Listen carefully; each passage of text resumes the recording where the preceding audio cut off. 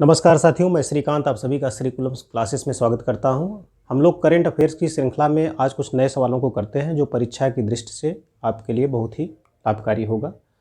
तो सबसे पहला सवाल हम लोग ये देखते हैं, पीएम श्री स्कूल क्या है और पीएम श्री स्कूल के अंतर्गत क्या प्रोग्राम और सरकार की क्या महत्वाकांक्षा है, सरकार क्या चाहती है।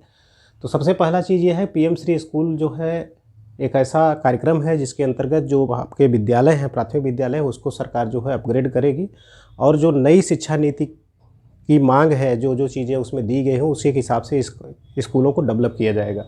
अगर इसको देखा जाए तो उत्तर प्रदेश के संदर्भ में, तो उत्तर प्रदेश के अंतर्गत आप कह सकते हैं कि कुल मिलाकर के 1753 विद्यालयों को जो है पीएम श्री स्कूल के अंतर्गत लाया जाएगा। साथ ही साथ अभी हाल ही में 928 प्राथमिक विद्यालयों को जो है अपग्रेड करने की बात की जा रही है उत्तर प्रदेश के अंदर। अगर उत्तर प्रदेश में कुल छात्रों को देखा जाए कितनी संख्या में है, तो अगर पूरे भारत में 26 करोड़ छात्र हैं विद्यालयों में, तो उसका 20% छात्र केवल उत्तर प्रदेश में है। तो पीएम श्री स्कूल में ये 2-3 चीज़ें हमको याद रखना है कि 928 विद्यालयों को पहले चरण में जो है अपग्रेड करना है, साथ ही साथ कुल 1753 विद्यालयों को जो है पीएम श्री स्कूल के अंतर्गत लाया जाना है। और पीएम श्री स्कूल का जो कार्यक्रम है एक केंद्र प्रायोजित योजना है, सेंट्रली स्पॉन्सर्ड स्कीम है। इसका मतलब ये है कि इसमें सेंटर और स्टेट दोनों भागीदार हैं और एक दूसरे का इसमें जो फंड है वो मिला करके जो है इस कार्यक्रम को चलाया जाएगा। यहीं पर हम लोग ये भी देख सकते हैं कि उत्तर प्रदेश में एक गर्ल्स के लिए कम्प्लीटली आप कह सकते हैं कि एक सैनिक विद्यालय खोला जा रहा है, वह वृंदावन में खोला जाएगा और विद्यालय का नाम होगा संविद गुरुकुलम गर्ल्स सैनिक स्कूल, जो कि वृंदावन में बनेगा। साथ ही साथ उत्तर प्रदेश में जो गरीबों की संख्या है, बिलो पॉवर्टी लाइन आप कह सकते हैं, और जो मल्टी डायमेंशनल पॉवर्टी इंडेक्स जो नीति आयोग के द्वारा जारी किया जाता है, उसके हालिया रिपोर्ट के अंतर्गत ये देखा गया है कि उत्तर प्रदेश में जो गरीबी है वो बहुत ही तेज़ी से घटी है। कहने का मतलब ये है कि लोग जो है बीपीएल से एपीएल में आए हैं, एबव पॉवर्टी लाइन आए हैं, बीपीएल से एबव पॉवर्टी लाइन में आ गए हैं, मतलब वो गरीबी रेखा से ऊपर आ गए हैं। अगर 5 वर्ष लास्ट जो 5 ईयर बीता है उसमें अगर देखा जाए तो 3.43 करोड़, मतलब 3.5 करोड़ आबादी जो है गरीबी रेखा से ऊपर आई है। 2015-16 में जो मल्टी डायमेंशनल पॉवर्टी इंडेक्स था, बहुआयामी गरीबी सूचकांक, उसमें उत्तर प्रदेश की आबादी का 37.68%, मतलब मोटा मोटा 38% जो है जनसंख्या जो है आपका बहुआयामी गरीबी के अंतर्गत थी। 2019 और 21 में यह 38% घट करके लगभग 23% के आसपास आ गया, 22.95। और वहीं 22-23 में जो उत्तर प्रदेश में बहुआयामी रूप से गरीबों की संख्या है वो 17.40 है, मतलब मोटा मोटा 17.5% जनसंख्या ही बहुआयामी गरीबी के अंतर्गत उत्तर प्रदेश में निवास करती है। वहीं अगर कुल भारत में बहुआयामी गरीबों की संख्या देखी जाए तो इस समय 11.28% आबादी ही बहुआयामी रूप से गरीब है। और यही अगर देखा जाए 2013-14 में तो 29.17%, मोटा मोटा 30% आबादी जो है 2013-14 में बहुआयामी गरीबी सूचकांक के अंतर्गत आती थी। वहीं 2022-23 में आपका जो है 11.28% हो गया है। उत्तर प्रदेश की बात करें तो उत्तर प्रदेश के विषय में हमको ये भी पता होना चाहिए कि उत्तर प्रदेश जो है इस समय पूरे भारत में द्वितीय सबसे बड़ी अर्थव्यवस्था है। राज्य के स्तर पर देखा जाए तो उत्तर प्रदेश दूसरी सबसे बड़ी अर्थव्यवस्था है और उत्तर प्रदेश सरकार ने $1 ट्रिलियन इकोनॉमी का लक्ष्य भी बना रखा है, जो कि 2027 तक उत्तर प्रदेश सरकार इसको प्राप्त करने का पूरा प्रयास कर रही है। तो एक ट्रिलियन इकोनॉमी उत्तर प्रदेश बनेगा 2027 तक, यह टारगेट उत्तर प्रदेश सरकार का है। साथ ही साथ अगर देखा जाए कि जो राष्ट्रीय आय है, नेशनल इनकम है भारत का, भारत के राष्ट्रीय आय में उत्तर प्रदेश का जो योगदान है वो 9.2% है। 9.2% का योगदान पूरे राष्ट्रीय आय में उत्तर प्रदेश करता है। और इस राष्ट्रीय आय में आप देखेंगे तो जो हमारे यहाँ उद्योग हैं उनका बहुत बड़ा योगदान है। साथ ही साथ जो हमारे यहाँ इंडस्ट्रीज़ हैं, सर्विस सेक्टर है, उनका बहुत बड़ा योगदान इस राष्ट्रीय आय में है। अगर हम एमएसएमई की बात करें, जिसको बोलते हैं micro small and medium enterprises, सूक्ष्म लघु एवं मध्यम उद्योग के जो कैटेगरी है जिसमें छोटे और मझोले उद्योग आते हैं, अगर उसके संदर्भ में देखें तो उत्तर प्रदेश में जो सूक्ष्म लघु व मध्यम उद्योग हैं उसमें उत्तर प्रदेश का तीसरा रैंक है। अगर भारत में जितने सूक्ष्म लघु और मध्यम उद्योग हैं, अगर उसका जितना रजिस्ट्रेशन हुआ है पूरे भारत में जिन जिन उद्योगों का जो सूक्ष्म लघु और मध्यम कैटेगरी में आते हैं, तो उसमें उत्तर प्रदेश का तीसरा रैंक आता है। सबसे ज़्यादा एमएसएमई इंडस्ट्रीज सूक्ष्म लघु मध्यम उद्योग महाराष्ट्र में है, उसके बाद तमिलनाडु में है, फिर उत्तर प्रदेश में है। अगर इन्हीं 3 राज्यों की बात करें, महाराष्ट्र, उत्तर प्रदेश और तमिलनाडु का, तो आप देखेंगे कि उत्तर प्रदेश, महाराष्ट्र और तमिलनाडु मिला करके ही कुल एमएसएमई का 40% का कंट्रीब्यूशन करते हैं। कुल एमएसएमई का जो है 40% कंट्रीब्यूशन करते हैं। और वहीं पे जैसा कि हमने बताया कि उत्तर प्रदेश भारत की द्वितीय सबसे बड़ी राज्य अर्थव्यवस्था है। अगर पहली राज्य अर्थव्यवस्था की बात करें तो वो महाराष्ट्र है, उसके बाद उत्तर प्रदेश है, फिर आपका तमिलनाडु है। तो ये जो कह सकते हैं आपकी जो एमएसएमई का रैंकिंग है कि सबसे ज़्यादा एमएसएमई महाराष्ट्र में है, फिर आपका तमिलनाडु में है, फिर उत्तर प्रदेश में। इसी तरह जो है ये 3 राज्य जो है कह सकते हैं कि जो बड़ी अर्थव्यवस्था है, राज्य की अर्थव्यवस्था है, ये तीनों महाराष्ट्र, उत्तर प्रदेश और तमिलनाडु ही हैं।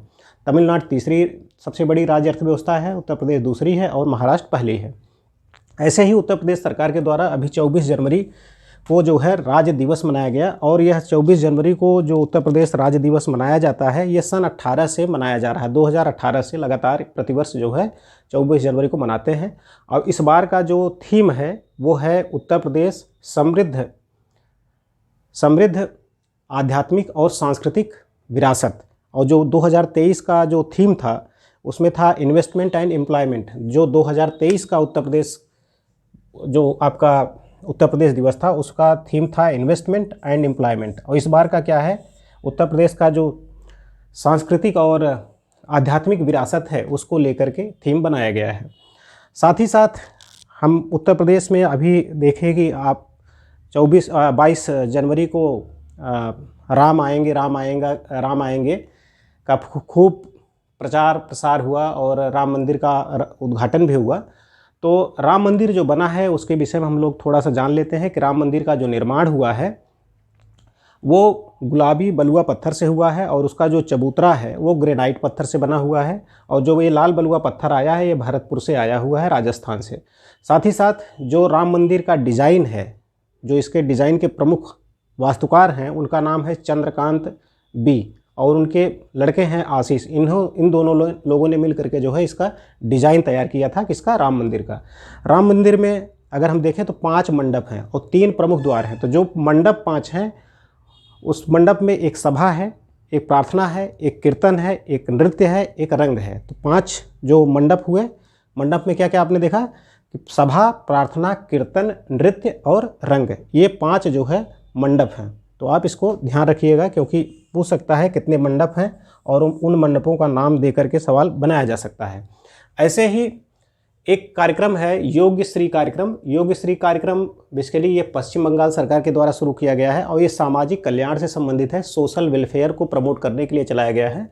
और इसके अंतर्गत, इस कार्यक्रम के अंतर्गत जो SC ST आबादी है, शेड्यूल कास्ट और शेड्यूल ट्राइब्स जो जनसंख्या है, उनके उन लोगों को जो बच्चे हैं उस कैटेगरी के, उनको जो है फ्री एजुकेशन, फ्री ट्रेनिंग दिया जाएगा ताकि वो जो है स्किल्ड हों और उनको जो है रोज़गार मिल सके। तो योग्यश्री कार्यक्रम का संबंध पश्चिम बंगाल से है और SC और ST जो यूथ हैं उनके जो है ट्रेनिंग से लेकर के है कि उनको free of cost training provide किया जाएगा। साथ ही साथ स्वच्छता सर्वेक्षण पे रिपोर्ट आई है। स्वच्छता सर्वेक्षण रिपोर्ट पे आप ये देखेंगे कि इस बार इंदौर शहर फिर सबसे टॉप पे रहा और ये 7वीं बार है कि इंदौर शहर लगातार स्वच्छता सर्वेक्षण में हमेशा टॉप रैंक पे बना हुआ है। लेकिन अगर राज्यों की बात करें कि कौन सा राज्य स्वच्छता सर्वेक्षण में सबसे अव्वल दर्जे पे रहा, तो उसमें देखेंगे आप महाराष्ट्र है, दूसरे पे मध्य प्रदेश है और तीसरे पे छत्तीसगढ़ है। अभी हाल ही में एक मदर मिल्क बैंक बनाया गया है और यह मदर मिल्क बैंक जो है पंजाब के मोहाली में बनाया गया है। मोहाली के अंदर एक संस्थान है जिसका नाम है डॉक्टर अम्बेडकर मेडिकेशन इंस्टीट्यूट। वहाँ पे डॉक्टर अम्बेडकर चिकित्सीय संस्थान है मोहाली में, वहाँ पर यह मदर मिल्क बैंक बनाया गया है। और यहाँ पर जो बच्चे नवजात शिशु हैं, नवजात शिशुओं के लिए दूध उपलब्ध होगा। और यह जो मदर मिल्क बैंक होगा ये नॉन प्रॉफिट बैंक होगा। इसका मतलब ये है कि यहाँ पे कोई फ़ायदे के लिए जो है ये मिल्क बैंक नहीं बनाया गया है, यह स्टोर होगा। यहाँ से जो है नवजात शिशुओं के लिए नवजात शिशुओं को दूध उपलब्ध हो जाएगा। ऐसे ही दिल्ली के अंदर अभी उत्तर पूर्वी महोत्सव का आयोजन किया गया था। उत्तर पूर्वी महोत्सव का आयोजन दिल्ली में हुआ है। ये सवाल बन सकता है कि उत्तर पूर्वी महोत्सव उत्तर पूर्वी राज्यों में आयोजित किया गया, लेकिन ऐसा नहीं है। उत्तर पूर्वी महोत्सव का आयोजन नई दिल्ली में हुआ और इस महोत्सव का जो आयोजन किया है उसका नाम है आपका उत्तर पूर्वी विकास मंत्रालय, जो नॉर्थ ईस्ट डेवलपमेंट मिनिस्ट्री है, उसके द्वारा जो है उत्तर पूर्वी महोत्सव का आयोजन किया गया था। और उत्तर पूर्वी महोत्सव में क्या बहुत सारे कार्यक्रम आयोजित हुए उसके अंदर, और साथ ही साथ जो उत्तर पूर्वी राज्यों की विशेषताएं हैं, वहाँ के हैंडीक्राफ्ट्स हैं, वहाँ के आर्ट्स हैं, कला है, शिल्प है, उन सारी चीज़ों का वहाँ पे प्रदर्शन किया गया। लेकिन वहाँ पे कुछ चीज़ों आप कह सकते हैं जो वहाँ के लोक नृत्य हैं और भी चीज़ें जो वहाँ पे उत्तर पूर्वी महोत्सव के दौरान आयोजित की गई, तो उनमें कुछ चीज़ें जैसे आपका बिहू नृत्य का वहाँ पे हुआ था। तो बिहू नृत्य जो है असम से संबंधित है। सत्रिया नृत्य है तो ये भी बिहू जो है असम का ही है। ऐसे ही बम्बू नृत्य वहाँ पे आयोजित किया गया था। तो बम्बू नृत्य का जो संबंध है वो आपका मिजोरम से है। मिजोरम जो है बम्बू नृत्य से संबंधित है, मतलब जो बांस नृत्य होता है वो मिजोरम में होता है। ऐसे ही एक वांगला नृत्य है, वांगला नृत्य जो है आपका मेघालय से है। तो ये मिलाने के लिए पूछ सकता है कि बम्बू डांस कहाँ का है, तो मिजोरम का है। वांगला डांस कहाँ का है, तो ये मेघालय का है। बिहू कहाँ का है, असम का है। तो ये सारी चीज़ें पता होनी चाहिए। तो ये सवाल आपका बन सकता है। ऐसे ही अभी भारत के अंदर 2 अमृत भारत एक्सप्रेस चलाए गए हैं। अमृत भारत एक्सप्रेस, जैसे वंदे भारत ट्रेन थे वैसे ही अमृत भारत एक्सप्रेस ट्रेन चलाई गई है। और यह जो ट्रेन है ये आप कह सकते हैं कि अभी भारत में 2 लॉन्च किया गया है। तो पहला जो ये अमृत भारत एक्सप्रेस चलेगा, ये अयोध्या से चलेगा, उत्तर प्रदेश से, और यह अयोध्या से चल करके जो है बिहार के सीतामढ़ी तक जाएगा। तो पहला अमृत भारत एक्सप्रेस जो होगा वो अयोध्या से लेकर के कहाँ तक जाएगा, आपका सीतामढ़ी तक जाएगा। और साथ ही साथ ऐसे दूसरा जो अमृत भारत एक्सप्रेस होगा वह मालदा से शुरू होगा और मालदा से चल करके वो बंगलुरु तक आएगा। तो 2 अमृत भारत एक्सप्रेस चलाए गए, एक जो है अयोध्या से सीतामढ़ी के लिए और एक जो है मालदा से बंगलुरु के लिए। तो आज की क्लास हम लोग यहीं पे समाप्त करते हैं। मिलते हैं अगली क्लास में कुछ नए टॉपिक के साथ। तब तक के लिए जय हिंद, जय भारत।